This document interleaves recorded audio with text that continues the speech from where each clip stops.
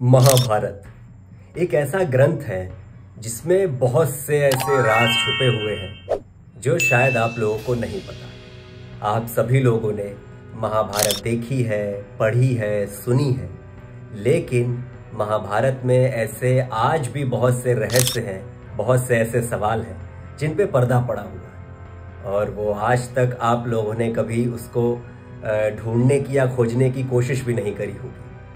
अब इसी से जुड़ा एक सवाल ये आता है कि महाभारत में जो संजय थे, जो धृतराष्ट्र के साथ थे और संजय के पास दिव्य दृष्टि थी जिससे उन्होंने धृतराष्ट्र को पूरे महाभारत का वर्णन सुनाया।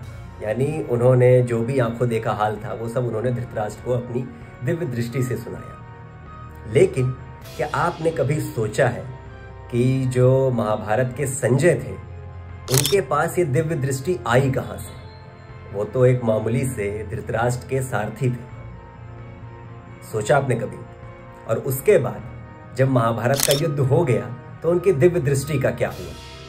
आप लोगों ने इस पे कभी गौर किया? नहीं किया होगा।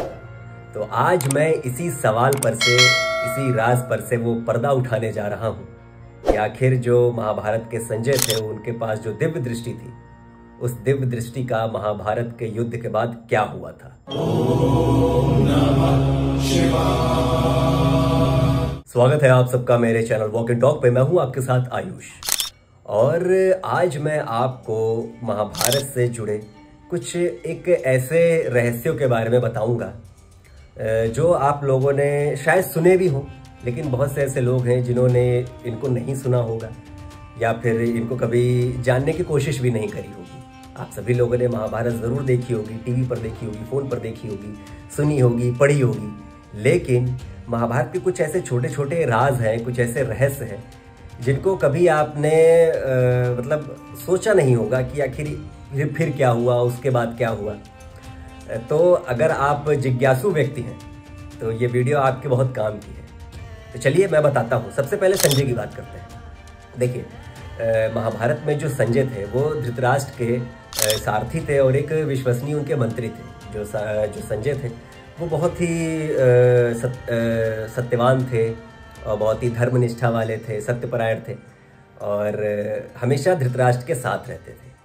तो जब महाभारत युद्ध की घोषणा हुई कौरवों पांडवों के बीच में, तो अब धृतराष्ट्र तो अपनी आंखें ना होने के कारण वो ये तो युद्ध देख नहीं सकते थे। तब महर्षि व्यास ने संजय को एक दिव्य दृष्टि प्रदान करी जिससे उन्होंने धृतराष्ट्र को पूरे महाभारत का वर्णन सुनाया। तो आप समझे, जो महर्षि व्यास थे उन्होंने ही संजय को एक दिव्य दृष्टि प्रदान करी थी कि वो महाभारत का जो युद्ध है उसका पूरा सार धृतराष्ट्र को सुना सके और बता सके, जो भी हालिया बयां वो आंखों से देख रहे हैं। फिर अब सवाल ये आता है कि जब महाभारत का युद्ध का अंत हुआ तो संजय के पास वो दिव्य दृष्टि रह गई थी क्या? जी नहीं, ऐसा नहीं था।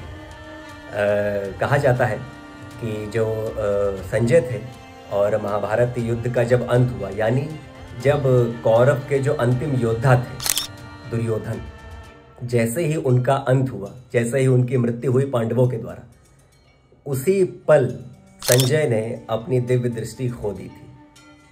तो ये है उस सवाल का जवाब कि संजय की दिव्य दृष्टि का क्या हुआ।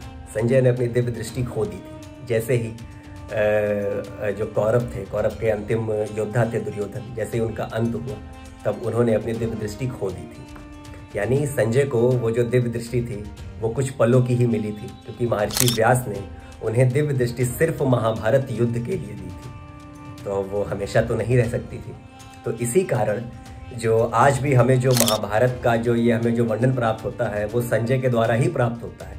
और साथ ही साथ जो आज हमारे पास एक गीता का जो उपदेश हमारे पास ये इतना भरा हुआ है वो सिर्फ और सिर्फ संजय की ही देन है। तो कैसी लगी आपको मेरी वीडियो ज़रूर कमेंट करके बताइएगा। और ऐसी ही कुछ रहस्यमयी और कुछ राज वाली या फिर कुछ सवाल वाली जो भी ये जो जितने भी जिज्ञासु व्यक्ति हैं, अगर आपको ऐसी वीडियोज़ देखना पसंद है तो मेरे चैनल को ज़रूर सब्सक्राइब करिएगा और ज़्यादा से ज़्यादा लोगों तक शेयर करिएगा। बहुत बहुत धन्यवाद।